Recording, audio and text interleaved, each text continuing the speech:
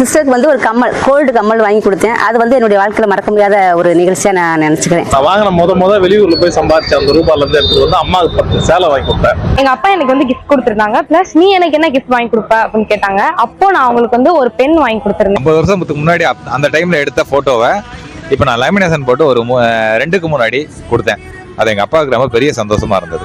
என் தங்கச்சி முதல்ல ஆசைப்பட்டு ஒரு வண்டி ஒன்று கேட்டா, ஒன்று வாங்கி கொடுத்தேன். அது அவளுக்கே தெரியாமல் சர்ப்ரைஸாக ஷோரூம்ல எல்லாம் இன்ஷியல் அமௌண்ட் கட்டி ஷோரூம்லேருந்து பேசி நான் கொண்டு வந்து அவளுக்கு சர்ப்ரைஸாக கிஃப்ட் கொடுத்தேன். அந்த மனைவிக்கு இது நாள் வரைக்கும் எதுவுமே செய்யலை.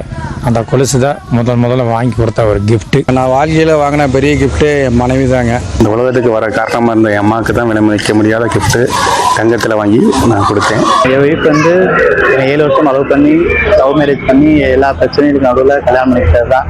என் ஒய்ஃபுக்கு வந்து நான் கொடுத்த கிஃப்ட், என் ஒய்ஃப் எனக்கு கொடுத்த கிஃப்ட். அப்பா அம்மாவுக்கு அடுத்தபடியாக அடுத்த அண்ணனை தான் ரொம்ப நேசிக்கிறேன்.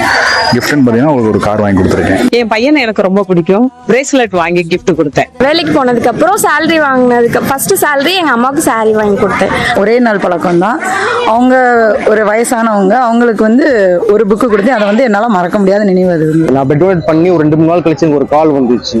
அந்த கால் வந்து அவங்க ஒரு வயசான அம்மா ஃபோன் பண்ணி என்கிட்ட பேசினாங்க.